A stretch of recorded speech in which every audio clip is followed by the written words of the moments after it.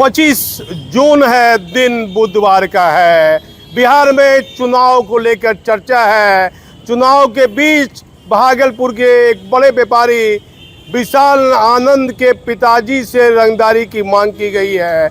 इस मामले में कोतवाली थाना में विशाल आनंद ने आवेदन में दर्शाया है कि मेरे पिताजी उज्जैन पूजा करने के लिए गए हैं और उनके मोबाइल नंबर पर 22 जून को फ़ोन करके रंगदारी की मांग की गई है। केस नंबर है 73/25। डीजीपी साहब, मुहर्रम नज़दीक है, 6 जुलाई है, 11 जुलाई से श्रावणी मेला है। क्या पुलिस हेडक्वार्टर ने श्रावणी मेला को लेकर, मुहर्रम को लेकर क्या महत्वपूर्ण बैठक की है? भागलपुर की बात आप कीजिए तो भोलानाथ मंदिर है, बटेश्वर स्थान है, एक से एक धार्मिक स्थल है जहाँ काफ़ी भीड़ लगती है और महिलाएं काफ़ी संख्या में माँ भोलेनाथ की जो पूजा करती है तो वह सज धज कर आती है, जेवरात कीमती पहनती है। और भागलपुर जहाँ चेन छिनतई की घटना एक आम बात हो गई है। भोलानाथ मंदिर है, वो लाखों की संख्या में आम व्यक्ति, बच्चा, छोटा, शहर के आसपास के गांव के लोग भी भोलानाथ मंदिर पूजा करने आते हैं। मुफस्सिल से भी आते हैं, नौगछिया से भी आते हैं। तो क्या डीजीपी साहब, श्रावणी मेला को लेकर, मुहर्रम को लेकर पुलिस हेडक्वार्टर ने कोई महत्वपूर्ण बैठक की है या नहीं? कोई दिशा निर्देश दिया है या नहीं? हाथों हाथ चुनाव है। अभी कुछ डीएसपी का तबादला हुआ, ये चर्चा होने लगी कि कुछ डीएसपी के तबादले पर रोक लग गई है। तो जिन जिन डीएसपी का कार्यकाल पूरा हो गया है, सरकार क्या सोच रही है? ये महत्वपूर्ण समय है और कम समय बचा है चुनाव का। इस बीच बड़े बड़े त्यौहार है और इस बीच मुहर्रम होगा, श्रावणी मेला है, रक्षाबंधन है, दुर्गा पूजा है, काली पूजा है, विधानसभा जैसा महत्वपूर्ण पर्व भी है। तो देरी क्यों हो रही है? रेंज में डीआईजी, आईजी 5 साल से तो दरोगा इंस्पेक्टर तैनात है, उसका तबादला क्यों नहीं कर रहे हैं? समय से पहले काम होगा तो काम बेहतर तरीके से होगा। और जिस टाइम पर चुनाव है, जिस टाइम पर त्यौहार है, उसी समय आप बदली कीजिएगा। उसको दूसरे ज़िले में जाने में समय लगेगा और फिर वो आवेदन देगा कि नहीं जाना है, समस्या दिखाएगा पदाधिकारी, पुलिस पदाधिकारी। कुछ लोगों को समस्या भी है। तो पुलिस हेडक्वार्टर मुहर्रम को लेकर, श्रावणी मेला को लेकर क्या कोई महत्वपूर्ण बैठक किया है? हमारे पास तो कोई ऐसी जानकारी नहीं है। और डीएसपी को लेकर भी तबादला नहीं हो रहा। गया आईजी क्षेत्रनील सिंह का कार्यकाल पूरा हो गया। आज पटना के आईजी बताया जाता है जितेंद्र राणा साहब ने पदभार ग्रहण कर लिया है। 2005 बैच के आईपीएस पदाधिकारी हैं और बिहार में एक आईपीएस पदाधिकारी एडीजी MR नायक साहब को रिलीफ सरकार ने कर दिया 2-3 दिन पहले। वह अपनी जहां उनको योगदान देना है, अपने नए स्थान के लिए वह चले भी गए हैं। MR नायक साहब से मेरे व्यक्तिगत संबंध भी बेहतर रहे और मैंने बड़ी महत्वपूर्ण खबर उनके खिलाफ भी चलाई, लेकिन जब भी मुलाकात हुई तो हंसते हुए, मुस्कुराते हुए बातचीत की और कई महत्वपूर्ण चीज़ों में मुझे सलाह भी देते रहे। पुराना संबंध मेरा रहा। 98 बैच के आईपीएस पदाधिकारी हैं MR नायक। तो सरकार के पास बहुत कम समय है, कम समय के बीच त्यौहार है, महत्वपूर्ण पर्व है, चुनाव है, तबादले पोस्टिंग की बात है, लेकिन कहीं बड़ी लापरवाही ना हो जाए। आईएएस आईपीएस के महत्वपूर्ण पदाधिकारी जो सरकार के करीबी हैं और बिहार में विधानसभा चुनाव है तो चुनाव आयोग के जिम्मेदार पदाधिकारी को ध्यान देना चाहिए। गंभीर मामलों पर भी चुनाव आयोग को अपनी पैनी नज़र रखनी चाहिए। और आज पटना में इनक्वार्टर हुआ है, कार्तिकेय शर्मा है सीनियर एसपी, बड़ी मेहनत कर रहे हैं, भागदौड़ कर रहे हैं। वह क्या कह रहे हैं सीनियर एसपी कार्तिकेय शर्मा, वो भी आप हमारे चैनल पर देखिए।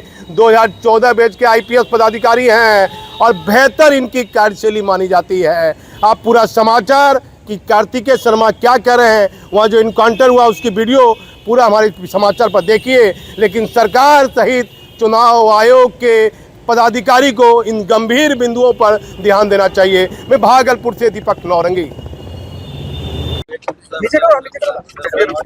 सर क्या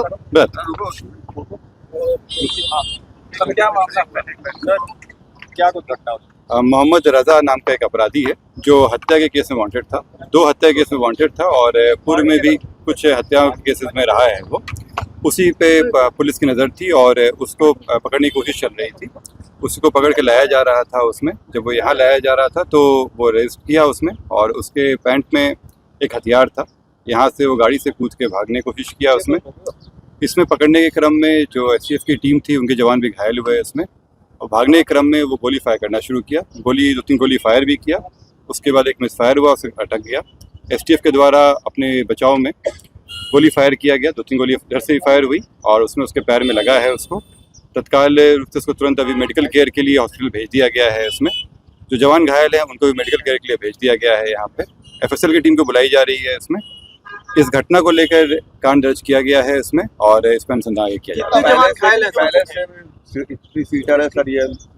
इसमें होता है कि ये पहले से 2 मर्डर केस में वांटेड था। इसके अलावा इसके ऊपर और भी केसेस थे पहले से भी इसमें ये, और ये हत्या के कई केसेस में रह चुका है और बताया जा रहा था कि और भी घटनाएं करने की कोशिश में था। कितने जवान घायल हैं सर? इसमें 2 व्यक्ति का भी है जिनको चोट लगी है उसमें और उनके इलाज के लिए किया गया है। अभी डॉक्टर के यहाँ जाने के बाद होगा, लेकिन कोई ये गोली लगने की बात नहीं आई है, पर गोली फायर हुई है। सर ये इसके पास आर्म्स कैसे आ गया? ये जो मतलब चेकिंग में नहीं सर छुपाया था इसके पास आर्म्स? इसमें जब चेकिंग हुई थी तो उसमें जो बॉडी में चेक किया गया था, लेकिन नीचे के पॉकेट में जो था उसमें बचा रह गया था। कितने पकड़े गए सर अभी तक? अभी इसमें जो व्यक्ति गया है उसके जो इलाज में गया है वहाँ पे, और इस पे कार्रवाई चल रही है। इसके मोहम्मद रज़ा। अलावा कोई व्यक्ति अरेस्ट हुआ है क्या सर? इसके अलावा जो जानकारी होगी आपको साझा कर दिया जाएगा। डीजीपी साहब 6 जुलाई को मुहर्रम है, क्या पुलिस हेडक्वार्टर ने क्या दिशा निर्देश दिए? 11 जुलाई को पूरे बिहार में श्रावणी मेला है और कई जिले अति संवेदनशील माने जाते हैं। त्योहार के साथ साथ आने वाले दिनों में विधानसभा चुनाव है। सरकार की जिम्मेदार पदाधिकारी को ध्यान देना चाहिए। भागलपुर में एक स्वर्ण व्यापारी से रंगदारी की मांग की गई है। कोतवाली थाना केस नंबर 73/25 दर्ज हो गया। डीजीपी साहब रेंज में जिन दरोगा पुलिस इंस्पेक्टर का तबादला नहीं हुआ है, उसे मामले में हेडक्वार्टर ने कोई निर्णय लिया या नहीं। जिन पुलिसकर्मियों का तबादला हो गया है वह अपने नए स्थान के लिए विरामित हुए हैं या नहीं। डीजीपी साहब दागी अफसर को भी फील्ड से हटाइए। पुलिस पदाधिकारी कब जिले से विरामित होंगे? बिहार में 2 महत्वपूर्ण त्योहार नज़दीक हैं। सबसे पहले 6 जुलाई को मुहर्रम का त्यौहार है और फिर 11 जुलाई से श्रावणी मेले की शुरुआत होगी। सरकार के जिम्मेदार पदाधिकारी को इन गंभीर बिंदुओं पर ध्यान देना चाहिए, क्योंकि त्योहारों के साथ साथ फिर आने वाले दिनों में विधानसभा चुनाव हैं। ऐसे में सरकार सहित चुनाव आयोग के जिम्मेदार पदाधिकारी को भी हर तरह वाले पोस्टिंग पर अपनी नज़र रखनी चाहिए।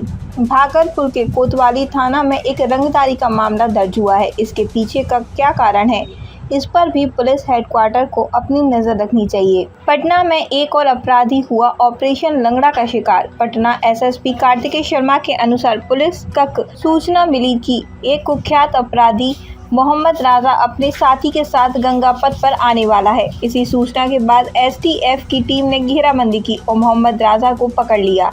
मोहम्मद राजा पर हत्या के 2 मामले हैं। इस बीते 4 जून को ही गंगापथ पर मोहम्मद शहनवाज की गोली मारकर हत्या कर दी गई थी।